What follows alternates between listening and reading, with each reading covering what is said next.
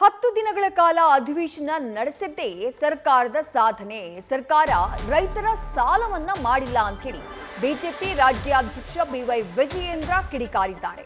ರೈತರು ಸಾಕಷ್ಟು ನಿರೀಕ್ಷೆಯಲ್ಲಿದ್ದು ಆದರೆ ಸಾಲ ಮನ್ನಾ ಮಾಡಿಲ್ಲ. ಬಿಜೆಪಿ ಸದನದ ಒಳಗೆ ಹಾಗೆ ಹೊರಗೆ ಹೋರಾಟವನ್ನ ಮಾಡಿದೆ. ಜನರ ನಿರೀಕ್ಷೆಗಳನ್ನ ಕಾಂಗ್ರೆಸ್ ಸರ್ಕಾರ ಸುಳ್ಳು ಮಾಡಿದೆ ಅಂತ ಹೇಳಿ ಬಿಜೆಪಿ ರಾಜ್ಯಾಧ್ಯಕ್ಷ ಬಿವೈ ವಿಜಯೇಂದ್ರ ಕಾಂಗ್ರೆಸ್ ಸರ್ಕಾರದ ವಿರುದ್ಧ ವಾಗ್ದಾಳಿಯನ್ನ ನಡೆಸಿದ್ದಾರೆ.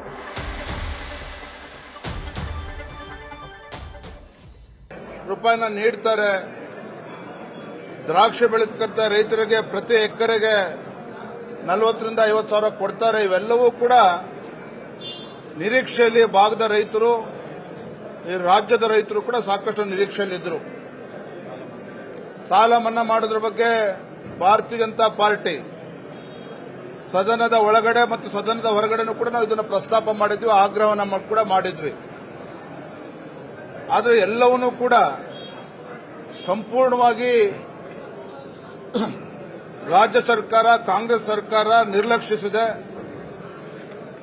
ಏನು ಸನ್ಮಾನ್ಯ ಯಡಿಯೂರಪ್ಪನವರ ಕನಸಿತ್ತು, ಬೆಳಗಾವಿಯ ಸುವರ್ಣ ವಿಧಾನಸೌಧದ ಮುಖೇನ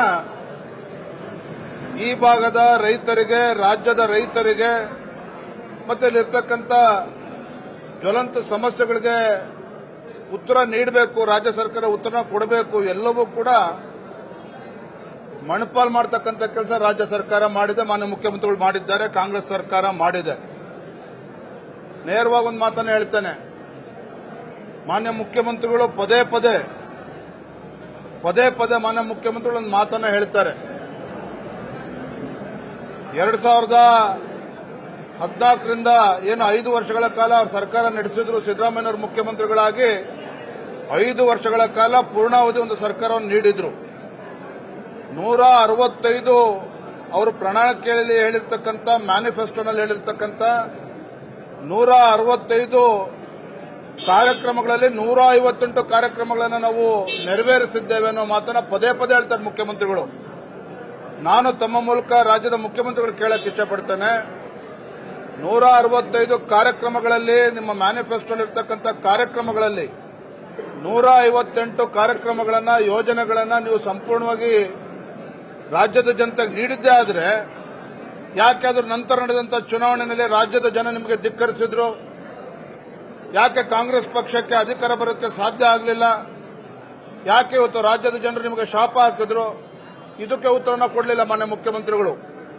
ಅದನ್ನ ಬಿಟ್ಬಿಟ್ಟು ಇವತ್ತು ಕಡೆಯ ದಿನ ಸದನದಲ್ಲಿ 1.5 ಗಂಟೆಗಳ ಕಾಲ ಒಂದು ರಾಜ್ಯದ ಇತಿಹಾಸವನ್ನು ಪರಿಚಯ ಮಾಡಿಕೊಡ್ತಕ್ಕಂಥ ಪ್ರಯತ್ನ ಮಾಡಿದರೆ ಹೊರತು ಈ ನಾಡಿನ ರೈತರ, ಬಡವರ ಜ್ವಲಂತ ಸಮಸ್ಯೆಗಳಿಗೆ ಉತ್ತರವನ್ನ ಕೊಡ್ತಕ್ಕಂಥ ಕೆಲಸ ಮಾನ್ಯ ಮುಖ್ಯಮಂತ್ರಿಗಳು ಮಾಡಿಲ್ಲ. ರಾಜ್ಯದಲ್ಲಿ ಇವತ್ತು ಕಾನೂನು ಸುವ್ಯವಸ್ಥೆ ಹದಗೆಟ್ಟಿದೆ. ಈ ವಿಚಾರವಾಗೂ ಕೂಡ ಉತ್ತರವನ್ನು ಕೊಡ್ತಕ್ಕಂಥ ಧೈರ್ಯ ಮಾನ್ಯ ಮುಖ್ಯಮಂತ್ರಿಗಳು ಮಾಡಲಿಲ್ಲ. ಹಾಗಾಗಿ ಮುಂದೆ ಬರ್ತಕ್ಕಂಥ ದಿನಗಳಲ್ಲಿ ನಾವು ಎಲ್ಲ ವಿಚಾರಗಳನ್ನು ಎತ್ಕೊಂಡು ರಾಜ್ಯದ ಜನರ ಮುಂದೆ ಹೋಗ್ತೇವೆ.